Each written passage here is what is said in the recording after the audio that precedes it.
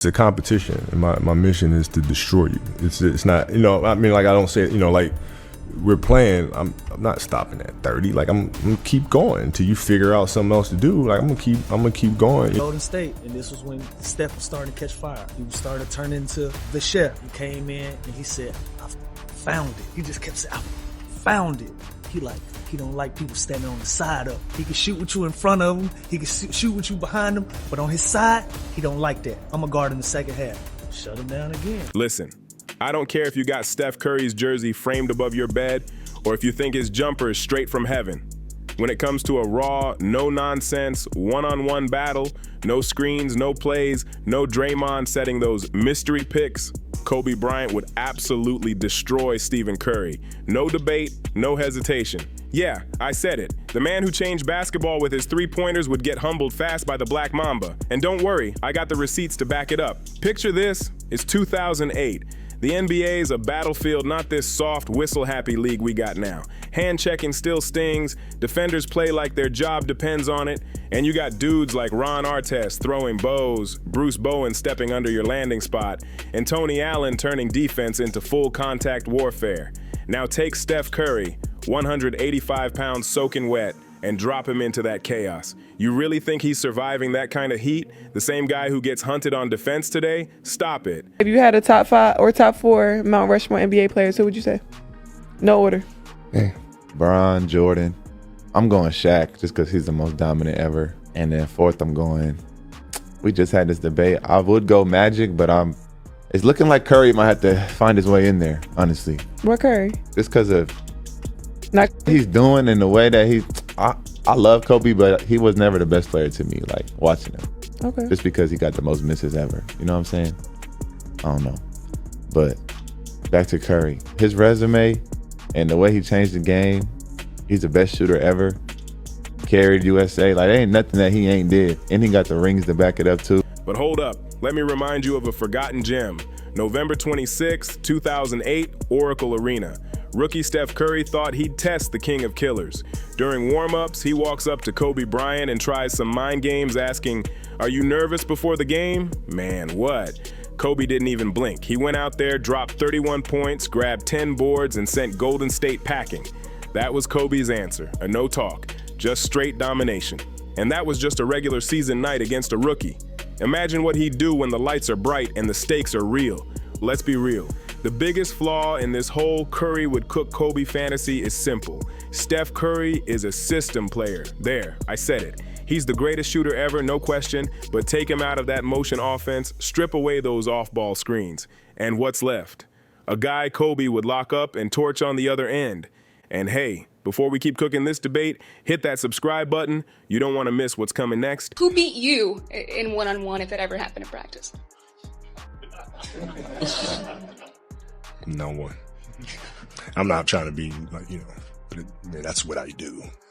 If there's going to be a player that beat me, he retired on that last shot in Utah in '98. No debate, but let's strip away the Warriors' fancy motion offense for a second. Take away those elevator screens, erase Draymond Green's mysterious moving picks the refs somehow never see. What's left? You've got a 6'2" guard who can't create his own shot against elite defenders the way Kobe Bryant could. Simple as that. Let's talk facts. When Steph grabbed his first ring in 2015, who exactly did he beat? A broken Cavaliers team missing both Kyrie Irving and Kevin Love. LeBron had to drag that squad to 6 games with Matthew Dellavedova as his second best player. Dellavedova. Before this happened, Steph Curry was not Steph Curry. He was Del Curry's kid at Davidson. Who couldn't get a scholarship to Virginia Tech. Like, there was a whole bunch of that stuff, yeah. If you talked about him at all, and you probably didn't, but if you did, it was just like, oh yeah, Del Curry's son. He's at Davidson. Like a good mid-major player. That's all he was. He was not an NBA prospect at all. The next season, they're up 3-1 in the finals, looking untouchable, and what happens the second LeBron and Kyrie start playing rough? Steph panics. He chucks his mouthpiece, gets ejected from Game 6, and melts down on the biggest stage. That's your so-called transcendent superstar? Please. Meanwhile, Kobe Bryant was out here averaging 35 a game in an era where teams struggled to even score 100.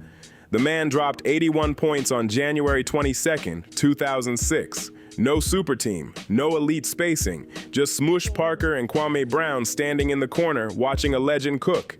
You think Steph's doing that? No chance. The dude couldn't even win a finals MVP while playing next to Kevin Durant.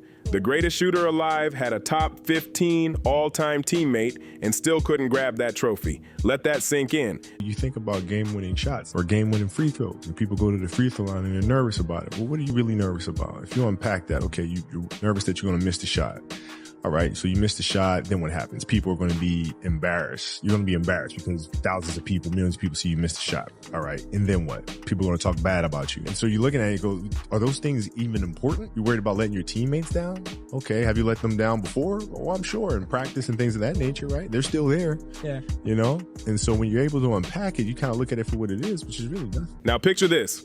1-on-1, game to 11, first possession. Steph's got the ball, dribbling like he's at an all-star weekend skills challenge trying to find a tiny bit of daylight for that quick release three. But Kobe? Oh, Kobe's waiting. 6'6", 220 pounds of pure focus and killer instinct, pressing him full court, cutting off every inch of space. He's in Steph's jersey before the dribble even hits the floor. Steph tries to step back. Nope, blocked path. Fade away. Smothered. Kobe would eat that matchup alive. And hey, if you're still riding for Steph after that breakdown, hit subscribe. Because what's coming next might just make you rethink everything you thought you knew about this debate.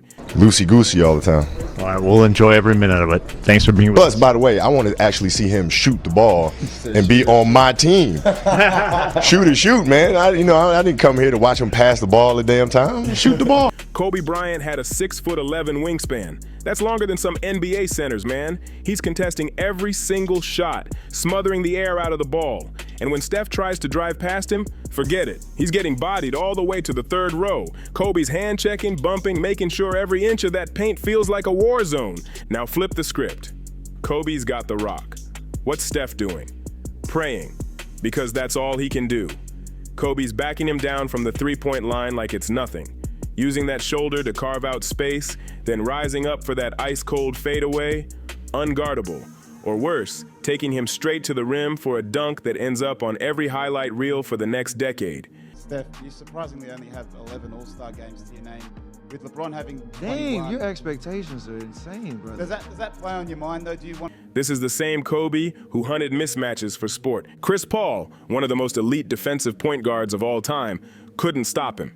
So you really think Steph Curry, who gets targeted by James Harden in the playoffs, is slowing down the Black Mamba? Come on now, Steph would be a traffic cone out there. But let's get to the real difference between these two. Mental toughness. Kobe was built from steel. This man played through a torn Achilles, knocked down 2 free throws, and then walked off the court. Who does that? Broken fingers? He'd tape him up and drop 40 like it was nothing. Shoulder messed up? Didn't matter. He'd switch shooting hands if he had to. His pain tolerance was unreal, his drive unmatched. Meanwhile, Steph sits out games for load management and literally missed the entire 2020 season while the Warriors tanked for draft picks. That's not toughness, that's business. And don't forget the moment that exposed it all, 2021 play-in tournament, Lakers versus Warriors. LeBron at 36 years old looks at Steph and says, "I want him." Then what happens? LeBron locks him up. He's doing that Mamba mentality thing where he's picking me up full court in a preseason game in the first quarter. I'm like, you turn around, he's like this, like standing there and like doing defensive slides. Like, so he stays with me for like 4 or 5 slides, and then he bumps me and I kind of like fall off balance. So I'm actually gassed at this point. I'm tired. I got no option. I'm like, I'm just going to shoot it and live with it. And I shot it from probably 30 feet and I made it. And then I act like nothing happened. And he gave me like a little ass tap on the way back. And I couldn't even acknowledge that either. I kind of just like knocked him off. And I went right back in at halftime. I was like, I need that clip. Steph goes 1 for 5 in crunch time while the king of shooting can't even get a clean look. That's your revolutionary player getting clamped by a veteran old enough to be a coach. And before anyone starts crying about different eras or rule changes, let's be real for a second. Look at the monsters Kobe was cooking every single night. Allen Iverson, maybe the quickest guard in NBA history, couldn't stay in front of him. Tracy McGrady, 6 feet 8 inches with unlimited range and freakish talent for his era, got lit up time and time again. Vince Carter, one of the most athletic players to ever touch a basketball, just another highlight reel victim. And let's not forget a young LeBron James, the so-called chosen one. Kobe dropped 48 points on his head in Cleveland like it was a casual scrimmage. These weren't scrubs, and these were legends. And Kobe made them look like training dummies. Here's the real difference. Kobe didn't need anybody to make him great. When Shaq left in 2004, everyone said the Lakers were finished. What did Kobe do? Came back averaging 35 points per game. He dragged Smush Parker and Chris Meme, yes, those guys, all the way to the playoffs. And when people still doubted him, he casually dropped 81 points just to remind the world who ran the show. Now look at Steph when he lost Kevin Durant. What happened? And here's what really blows my mind. People keep saying Steph revolutionized the game, but did he really? Or did he just benefit from the perfect storm, rule changes that banned hand-checking, a front office that built a dream system around him, and an era where defense basically disappeared? Now flip it again. Drop Kobe Bryant in today's league with all this spacing, freedom of movement, and soft whistles. He's averaging 40 a night easily. Every game would look like a highlight reel. Conversation. When I retire, I don't want people to say, okay, he only won because of Shaq. As unfair as that is, Magic never won without Cap, right? Michael never won without Scottie.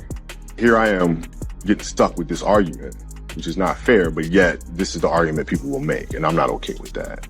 And so therefore I knew, okay, I gotta go. But take Steph and drop him back into 2004 against the Detroit Pistons. You got Ben Wallace sending his shots into the cheap seats while Chauncey Billups bullies him like it's a weightlifting session. Curry wouldn't survive 2 weeks in that era. Let's be real. And let's talk about the killer instinct gap, because it's massive. When Kobe wanted to end you, it was over before the third quarter even ended. Ask the Dallas Mavericks about that 62-point night when Kobe outscored their entire team in 3 quarters and sat the fourth just to let the embarrassment sink in. That wasn't just dominance, that was psychological warfare. Meanwhile, Steph's out here shimmying, dancing, and laughing. Fun for the regular season, sure. But when the lights get bright and Draymond's suspended, where's that same energy? Gone. Steph's sitting on the bench, fouled out, yelling at refs while his team collapses.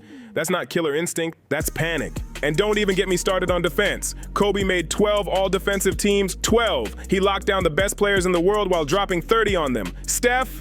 0, not 1. Teams literally designed plays to attack him. Remember when the Rockets built their whole playoff strategy around hunting Curry on defense? That's facts. You ever see anyone try to hunt Kobe? That's a death wish. Nobody wanted that smoke.